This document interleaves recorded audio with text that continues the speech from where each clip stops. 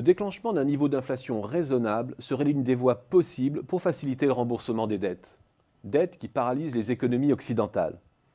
L'allègement de la dette par l'inflation est survenu à maintes reprises dans l'histoire, sans doute plus souvent que le remboursement en l'état. Mais est-on en mesure de provoquer de l'inflation aujourd'hui? Rien n'est moins sûr. Premier frein, le frein intellectuel. L'idéologie dominante voit en l'inflation un poison. Le monétarisme a laissé des traces. Pourtant, on le sait, les effets d'un poison sont une question de dosage. Administré à faible dose, on peut obtenir des effets thérapeutiques intéressants. Le remède a d'ailleurs des partisans de renom. Pour Paul Krugman, l'inflation n'est pas le problème, c'est la solution. Pour Olivier Blanchard, économiste en chef du FMI, il faut augmenter à 4% la cible d'inflation. La liste des partisans plus ou moins résignés de l'inflation serait longue. Et le pragmatisme, lui, gagne du terrain. Le deuxième frein, c'est celui des créanciers. Une large part de la dette est détenue par les seniors ou par des fonds destinés au financement des retraites. La population vieillit et la rente représente une part croissante de ces ressources. Mais l'histoire a des cycles. Nous sortons d'un épisode de plus de 15 ans d'inflation des actifs et de rendements financiers supérieurs à la croissance économique. Les patrimoines mobiliers et immobiliers représentent presque 6 ans de revenus des ménages contre 3 ans en 1995. L'inflation est indubitablement une modalité radicale de transfert en douceur des créanciers vers les débiteurs. Le troisième frein, le plus souvent évoqué, est celui des banques centrales. La politique monétaire surplombe désormais la politique budgétaire. En zone euro, on peut même parler de domination de la politique monétaire. Le financement monétaire des déficits n'est donc plus à l'ordre du jour.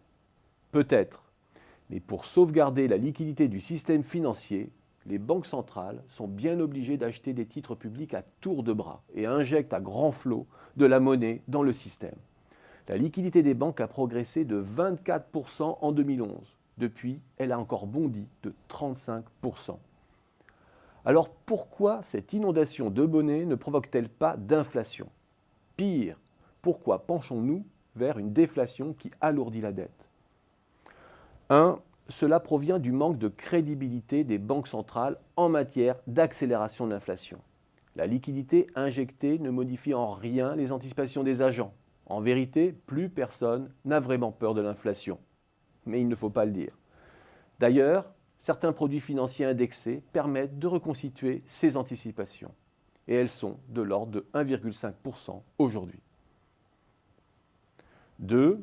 Les liquidités injectées par la BCE sont neutralisées. Elles sont mises en réserve par les banques et n'irriguent pas l'économie.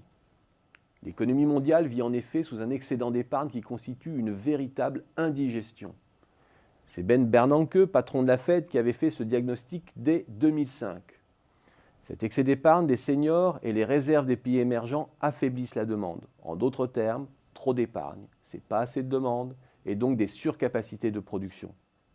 Tout cela se traduit in fine par des tensions déflationnistes et des taux d'intérêt très bas. La crise nous enferme toujours plus dans ce cercle vicieux infernal. Les montagnes de liquidités injectées par les banques centrales n'y changent rien. Il suffit de jeter un regard sur le Japon, qui subit déjà cela depuis 1998. Il reste cependant une possibilité, une opportunité si vertueuse que personne n'ose y croire, ni même y penser. En effet, si l'on ne sait plus créer d'inflation d'origine monétaire, il reste la possibilité de provoquer de l'inflation directement par les salaires. Et si l'on y réfléchit bien, un peu d'inflation salariale en Allemagne ou dans le nord de l'Europe corrigerait les écarts de compétitivité en Europe et stimulerait la demande.